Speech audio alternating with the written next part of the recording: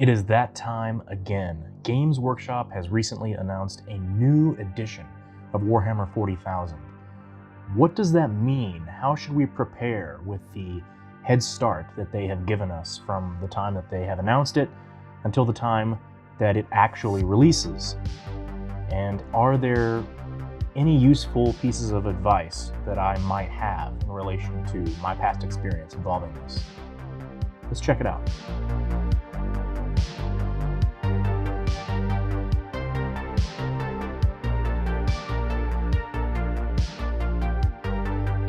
Welcome to the channel. My name is Ryan, also known as Rezial, and I have been spending a little bit of time thinking about what I wanted to say regarding this topic. I think it is a very prolific topic. Currently, right now, it's very hot to talk about the new edition when they come out, and specifically, right now, this is the 10th edition that has been announced as we are leaving 9th. But I want to make this video with the idea that it's going to be discussing the topic in an evergreen fashion. You should be able to come back to this video or share it later on when, say, we go to 11th edition or 12th or whichever edition.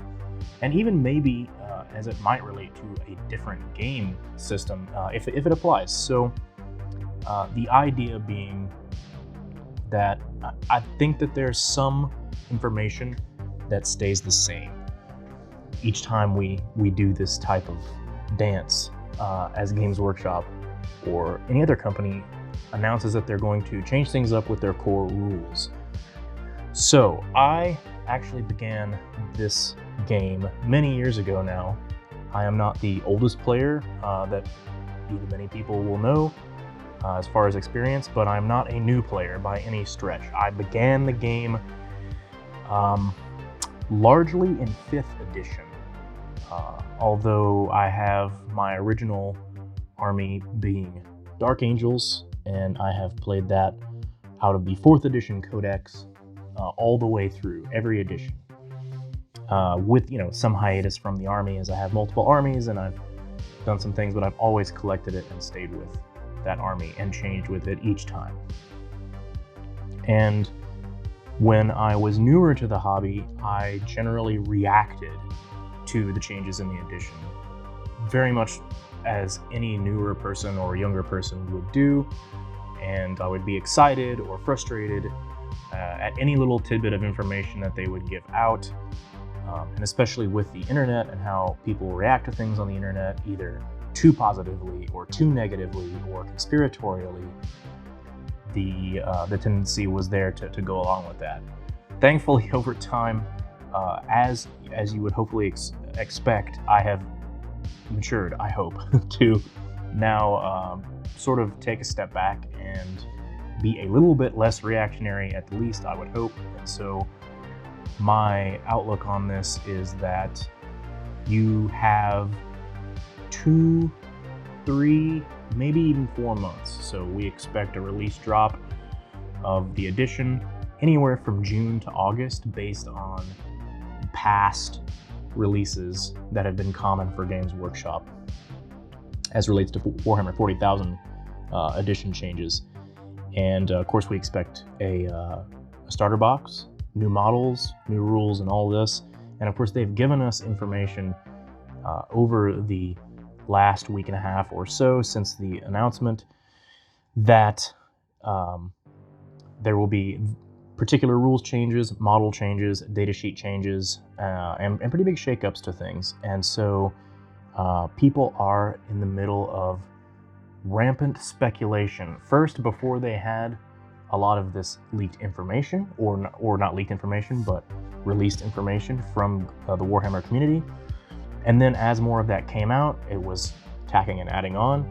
And even I find it interesting from time to time to throw in a suggestion.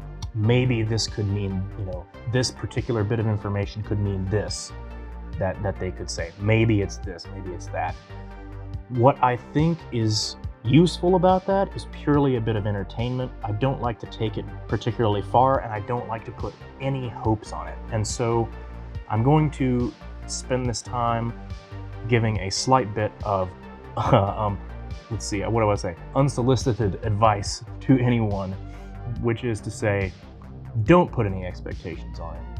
Any hopes or dreams or fears that you make too concrete on this type of release is going to potentially set you up for disappointment or feel bads or whatever.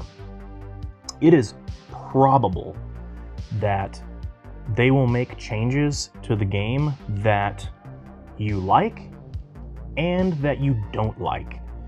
Some of them may be strong changes or to the positive or the negative for you.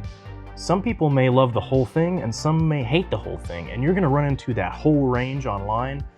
My opinion is that you have to determine what you like and what you don't like honestly for yourself. Don't let anyone else color your viewpoint about that, and don't let Games Workshop color your viewpoint about that, because the marketing is the marketing. And this is going to be a bit of friendly advice from a person who spent the majority of their professional career working in sales and service. And that is, as a salesman and as a person that spent their time talking to other people and convincing them to purchase things, the company, Games Workshop, is going to phrase everything that they put out as though it is purely positive and amazing and the best ever. Don't listen to them. Don't assume that it's bad either. Just understand they are writing and portraying everything they put out there online and everywhere else as the best ever. That is pure marketing. It is. What you need to do is decide for yourself if you like a thing or you don't. Now, that being said, my opinion is, how do you prepare for the edition? I don't think you do much at all, because now is not the time to potentially prepare for the edition while you still have 2 months, 3 months, etc. more. When the edition actually hits stores or ships to your home or wherever it is that you're going to pick it up, when it's in your hands, that is the time to actually look at it, spend a little time, and decide what you think.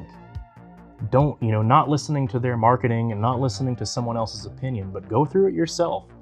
If you want to wait for someone else to review it, that's not a bad thing to do. I do that with plenty of things too. If I know somebody that I trust their opinion because of other reasons, maybe I've seen eye to eye with them on many things, and when I've disagreed with them, I understand that they're still being honest and I trust their opinion. I think that that's totally fine as well, so you can do that sort of thing. And I may even review the edition later on myself, but and if anyone decides that they trust my opinion, well, I appreciate it, and I'll do my best for you at the time if that's something y'all want to be done. But in the meantime, I would say 9th edition, for all of its ups and downs, it's been good. It's been one of the better editions I've played since I began playing, now going on 5 editions ago. So, there is still time to enjoy 9th edition. In fact, I am getting ready for a tournament coming up quite soon, as some people will know. So, I'm gearing up to do that. I don't have time to think about the nitty-gritty of 10th edition and fill my head with those things. And it doesn't matter which edition you're moving to. We could be talking about the following edition or 3 editions from now. It's going to be roughly the same question. Do you still have time left in your current edition? Get your money's worth out of it. Get your enjoyment out of it. Play the different game modes that you still have that you haven't played enough. Finish your backlog of models that you already have. Learn to future-proof them. Build them in such a way that you can not really worry too much about if they change how you do points on your options, or if there's different things like this. If you need to know a few things about the edition that are important, that might help. For instance, if they've already said which kits they're going to release. For instance, we know this time they're going to be releasing Terminators I feel there's no need for me to then go out and buy Terminator kits. I'm not going to need to add more. Now, what I would also say is I'm not actually buying any kits. I have plenty of backlog, like most 40k players that I've ever met. And so I will be working on that to get up to speed and get stuff ready. I'll pay attention to new base sizes if there are any. If I have to work on an army that they have stated that they will be changing the base size, such as they're going to do in some cases with this new edition, there is some information for that online you can find. That's something I'm going to look at. I'll double check, because if I need to prep some of those models, I may do that. For someone like me with multiple armies, most of my stuff I can work on a project that's not going to change. And then after the fact, when 10th arrives, I will be able to do the updates that I really need to. So that's really it. I think the speculation is not much more than a distraction from the current thing that's going on. Games Workshop is going to continue to sell the current edition things that are going to become primarily obsolete right up until the day the new one comes out, whatever's still out there. And that's something I would tell people to avoid in preparation. The next thing I would say is look at your backlog, get that built up, and look at ways to future-proof it with magnets or building methods where you can easily swap parts later where they're not too hard to change. And pick and choose exactly what you're going to do, and then get the most out of the current edition. Get the most out of the books and things that you already have. Don't go sell a bunch of stuff ahead of time unless you just think that there's no chance that you'll play and you're trying to get ahead of any loss of value. That's really it. And so the last thing I would really add to this is that the new edition will arrive when it arrives, and spending a bunch of time worrying about it isn't going to change anything. It's not going to give you any meaningful head start, because there will always be things that are somewhat different than what you expect. And then it takes time for players to figure out how things are actually working, how they're ticking inside the edition. This happened in the 8th edition with the indexes. And new problems arose after we got things in our hands. Plenty of people, the majority of people, ended up being surprised by some of the things that happened. And they had to adapt to that with their armies. And so, unless you are a very hardcore competitive player, being so meticulous about what to prep for and things like this, spending a lot of time on that, is never going to really pay off strong dividends. You just want to take a generalized, relaxed approach so that you can get the most out of the end of your previous edition and then move over nice into the new edition, because it's going to take time to get used to anyway. And even these hyper-competitive players, a lot of them will make predictions, and they have to test, and they have to test. So unless they get access early, they're going to be on the same curve as the rest of us. And a lot of us have responsibilities and things anyway, and the majority of us, really, that's not a concern. You're not so pressed that you have to be able to get the most meticulous game in day one, that you have to be ready to fire on, all cylinders.